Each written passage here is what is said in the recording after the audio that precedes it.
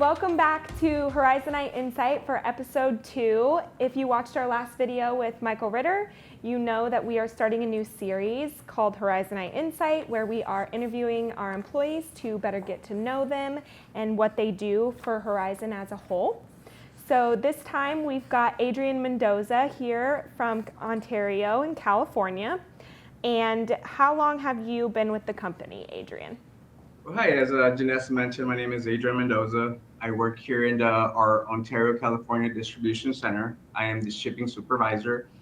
I've been with Horizon a little bit over 14 years. It's been a great journey. Just to iterate a little bit on that, when I started here with Horizon in 2007, I started as a part-time loader. I was going to college. And I said, I just need a part-time so, I could get, my necessities for school and whatnot. But one thing led to another. Company was great. I met wonderful people and I started learning about Horizon itself. And that kind of triggered me to hang on a little bit longer. And 14 years later, here I am. I went from starting loading trucks to managing our shipping department. It's been a great journey. I met wonderful people. Jane Thrasher was a key player in my success, along with Stephanie Davis and Jose Basulto, which I'm very thankful for. They helped me from A through Z. Every question I had, they had an answer for it. So 14 years with the company, and hopefully I retire here. How did you hear about Horizon? You just saw it and thought you'd come in? So this is interesting because my dad's a truck driver, right? Okay. So he delivered here goods from the port. And I was doing real estate in Bakersfield with family members.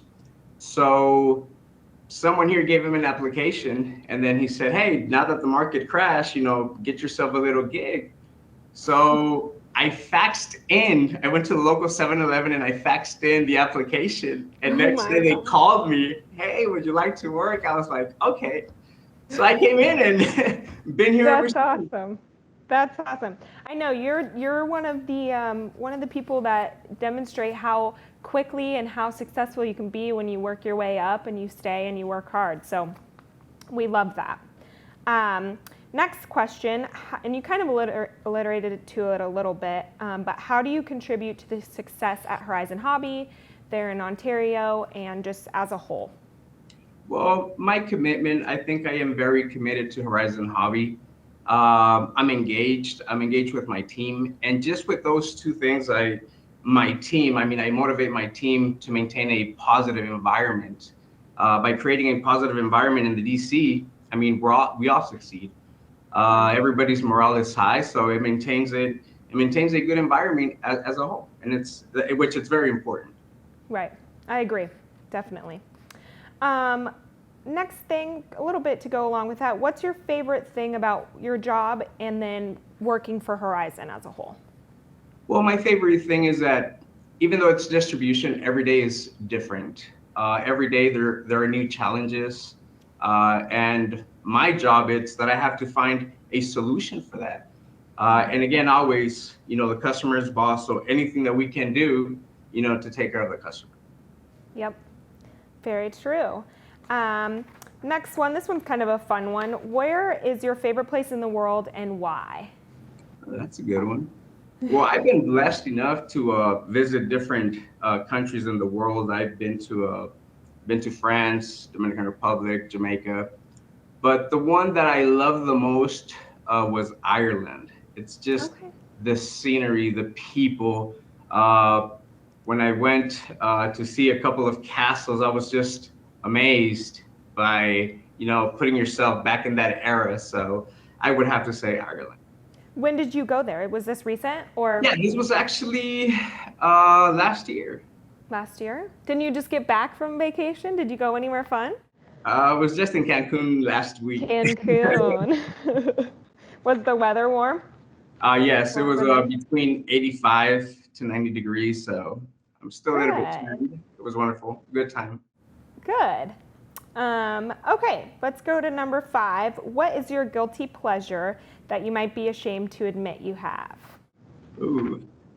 Well, I love chocolate, and here in Okay. the offices in our main lobby in HR, they have a little tray of chocolate. So every visit, for some reason, I end up with 2 or 3 pieces in my hand. Right. Halloween just happened. Did you chow down on some chocolate? I was just, talking with them, and sometimes when I would talk and do this, somehow it just came to my hand. Ended up in your hand. Ah, okay, kind of similar to that one. What is one thing you cannot live without? One thing I cannot live without, I would have to say family gatherings. I am very Mm, close to my mom, my dad, family itself. So every Sunday we tend to gather at my mom's place, and my brother shows up, cousins show up, and it's just a big family thing for a couple of hours. So I would say that's something that I would be, I mean, it's a need for me. I cannot live without that. So do you guys do a big old family gathering for Thanksgiving next week? Oh, we are, well, not that big. I mean, we're still with the pandemic and stuff. We're trying to kind of, not gather Yeah, a lot of people in. So, but once this is over, I mean, I'm sure it's going to go big. right. Is all your family there in California? Yes, they are. Okay, that's nice. All right. If you could do dinner with anyone, they can be living or dead, who would it be and why would you choose them? I think it would be my grandfather, my dad's father. I never met him, but the reason I chose him, it's because my dad tells me a lot of stories about him growing up, being a hard worker, being, the good one of the family, the one that was Mm. obedient. So if I had a chance to sit with my grandfather, I would ask him to see if all that is true. Is your family really into RC or are you really into RC? I am not into RC. I have a couple of RC cars, but I am Mm-hmm. not into RCs. With the cars that I have, I play the mechanic part. I just start taking off tires, rims, and at the end, I Right. don't know how to put them back up. So I just use them for that. So does your family know like what Horizon is? You kind of tell them about it and They do. My yeah. dad, he's into planes. Okay. So every now and then, when he sees on his phone, when he sees a new ad about a new plane or whatnot, he starts just asking me questions left and right. You need to get him one. he Buy him one already for has Christmas. he already has two. Okay, well, there you go. Okay, next one? What is a fun fact about you that maybe not many people know? Well, I love outdoors. I love off-roading, hiking, beach. I mean, anything that's has to do with outdoors, I'm in. Okay, where's your favorite place you've hiked? Big Bear Mountain here in Big California. Bear. Okay. Okay. What about your favorite beach you've been to? Cancun. You like Cancun, where you just were? White sands, clear water. I love it. Right. Do you usually go to Mexico like every year? You go there a lot? Cancun once a year. And I do about 3 vacations a year. The other ones, it's just try different places and Okay. see what they have to offer. Fun. Okay. Outside of work and having fun with our products, tell me something that you're very engaged with. Well, soccer's been my passion all my life. I played soccer since I can remember, probably since I was in my mom's womb. I was already kicking. So currently, I play into 3 different teams. So Okay. I'm very engaged with that. I actually coach one of them. So that's something that I'm very engaged with outside of work. It'll be soccer. Good. Is that something that's like right around where you live, the teams? Yes, it's actually right Yeah. around work. So after Oh, when I have a Monday nights we play at 9 p.m. So after work I bring my stuff and from here just straight to the game. so it's like an adult soccer league? Yes, it is. Okay, fun. 30 How long have you over done that? 30. I'm sorry. How long have you done that? Coaching for about 3.5 years and playing since I was in Right. elementary. Young. Who's your favorite soccer team? PSG. Since well, it I used to don't be know that. Barcelona, but I'm a big follower of Lionel Messi. So now that he Okay. moved to Paris, that's a to-do list for me. Fun. Alrighty, last question, and maybe the most important one. What is the greatest career lesson you have learned so far?